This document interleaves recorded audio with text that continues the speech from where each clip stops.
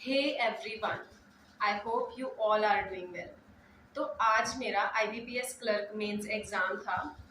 तो जो मुझे IBPS क्लर्क मेंस का लेवल लगा वो इंग्लिश और GA का जो लेवल था वो मुझे इजी लगा, मतलब इजी टू मॉडरेट। और जो क्वांट्स और रीजनिंग का लेवल था वो मुझे डिफ़िकल्ट लगा। तो ये डिपेंड भी कर सकता है पर्सन टू पर्सन। जैसे कई लोग मुझे कमेंट कर रहे थे पिछली बार कि इजी इजी बोल रही है, क्वेश्चन तो इतने ही करके आई है। भाई, मेरे क्वेश्चंस अटेम्प्ट करने से कोई एग्जाम इजी या डिफिकल्ट नहीं हो जाता। अगर मुझे कोई चीज़ इजी लग रही है तो इसका हो सकता है किसी की मैथ्स अच्छी हो, उसको आज की मैथ्स नहीं लगी हो डिफिकल्ट। तो मैं अपने उसमें बता रही हूँ कि मेरे को एग्जाम देके मेरा क्या एक्सपीरियंस था। इंग्लिश और GA was easy to moderate, और maths and quants moderate to difficult थी। तो बात करती हूँ मेरे अटेम्प्ट्स की। तो इंग्लिश सेक्शन में मैंने GA सेक्शन की बात करते हैं। सबसे पहले GA सेक्शन में बहुत ही डायरेक्ट क्वेश्चन पूछे गए थे। अपॉइंटमेंट से तो कोई क्वेश्चन ही नहीं था, ठीक है, और डेज से कोई क्वेश्चन नहीं था। बहुत जो मतलब एक मिसलेनियस टाइप टॉपिक्स नहीं होते वैसे क्वेश्चंस थे, और बहुत ही डायरेक्ट क्वेश्चंस थे। मतलब कि अगर कोई इंडेक्स, अब जैसे एक इंडेक्स आया था तो उन्होंने सीधा यही पूछा था कि एक्सपोर्ट प्रिपेयर्डनेस इंडेक्स में फर्स्ट टॉप पे कौन है। मतलब ऐसा नहीं था कि सेकंड थर्ड पूछा हो। मतलब इतनी कोई डिफिकल्ट लेवल की GA नहीं थी, और बहुत इजी भी नहीं थी। उसी ने कर तो वही पाया होगा जो पढ़ रहा था। ऐसा इतनी इजी तो नहीं थी कि कोई भी उड़ा रहा है उसको। बाकी बहुत से क्वेश्चन, एक तो ये क्वेश्चन था, एक उद्गम को लेके क्वेश्चन था, और भी बहुत सारे सिंपल क्वेश्चंस थे, और बहुत सारे कंफ्यूजिंग क्वेश्चंस भी थे। देन उसके बाद बात करते हैं इंग्लिश की। इंग्लिश मुझे तो प्री लेवल इंग्लिश लगी, मतलब जैसी IBPS PO प्री में इंग्लिश आती है ना, बस उससे ज़्यादा कुछ नहीं था, वैसा ही लेवल था। तो इंग्लिश मुझे कंपैरेटिवली बाकी जो मैंने अभी तक एग्जाम RRB PO दिया ना, उससे तो थोड़ी इजी थी इंग्लिश। तो GA में इंग्लिश में मेरे अटेम्प्ट्स रहे हैं 35, और GA में 28, ठीक है। और GA में कुछ गलत हो सकते हैं, मतलब होता है ना ऐसा कि हम, वैसे मैंने एक्यूरेसी का पूरा ध्यान रखते हुए एग्जाम में कोई भी मतलब रिस्क ना लेते हुए किया, लेकिन फिर भी गलत हो जाते हैं। तो इस तरीके से GA में 28 किए हैं, लेकिन हो सकता है कि 2-3 क्वेश्चन गलत हो जाए। देन उसके बाद रीजनिंग पे आ जाते हैं। तो रीजनिंग जो थी वो 2 नंबर वाले क्वेश्चंस मुझसे तो नहीं बने। 2 नंबर वाले 2 पजल आए थे, ठीक है ना। एक तो था जो ईयर्स दिए होते हैं, किस किस ईयर में बर्थ ईयर दिए होते हैं ना, वो था। और एक था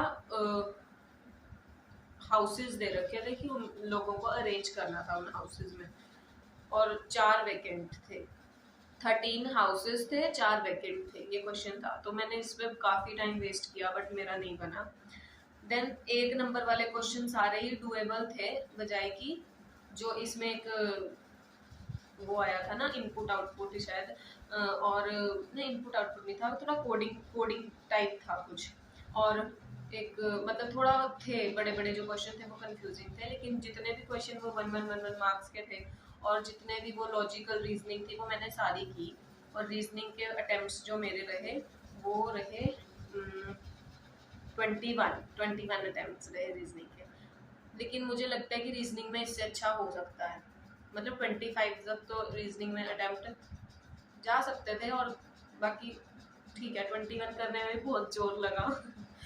देन बात करते हैं क्वांट्स की। क्वांट्स मुझे तो उस टाइम ऐसा लग रहा था ना कि ये सिर्फ मुझे ही टफ लग रहा है, बाकी सबको तो ये मुश्किल लग रहा होगा। लेकिन हाँ, खैर बाहर आके मुझे पता चला कि क्वांट्स जो था वो सच्ची में डिफिकल्ट था, ठीक है। तो क्वांट्स में मैंने जैसे तैसे करके, क्वांट्स में ना तो मुझसे नंबर सीरीज तो मुझसे बनी नहीं, पता नहीं कैसी अजीब सी नंबर सीरीज थी।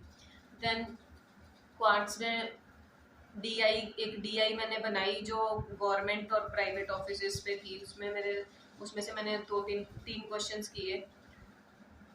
तो क्वांट्स में मेरे जो अटेम्प्ट्स थे वो 19 रहे इस तरीके से। मतलब टोटल जो मेरे अटेम्प्ट्स थे वो 103 रहे। पिछली बार मैंने गलत काउंट कर दिया था, 103 रहे।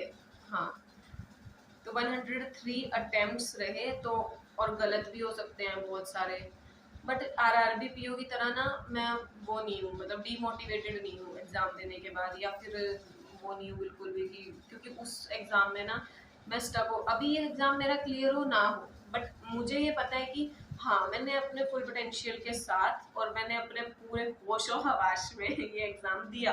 मैं इससे ज़्यादा नहीं कर सकती थी, मैं जोर भी लगा लेती, मैंने जोर मतलब ऐसा नहीं है कि मैं बीच में, मैं आरआरबी पीओ के एग्ज़ाम में ब्लैंक हो गई थी ना जैसे, वैसा कुछ नहीं हुआ। तो आप सब भी मुझे कमेंट में अपने अटेम्प्ट्स बताओ, ठीक है। और आप मुझसे कमेंट्स में पूछ सकते हो किसी भी क्वेश्चन के, मैं वीडियो में नहीं वो कर रही कि जो भी डाउट्स हैं कि कौन सा क्वेश्चन था, इसका क्या आंसर था या क्या था, आप मुझसे पूछ सकते हो। मैं जो मैंने किए हैं और आपने किए हैं उसको ऐसे ही वो करने के लिए कि आपने जो किए हैं वो मैंने भी किए हैं कि नहीं। लेकिन ये जो रिप्लाई है मैं आज दूंगी, बस फिर बाद में बिजी हो जाते हैं ना। तो ओके, आने वाले एग्जाम्स के लिए आप सभी को ऑल द बेस्ट और बाय बाय। चैनल को सब्सक्राइब, वीडियो को लाइक जरूर कर लें। Bye bye.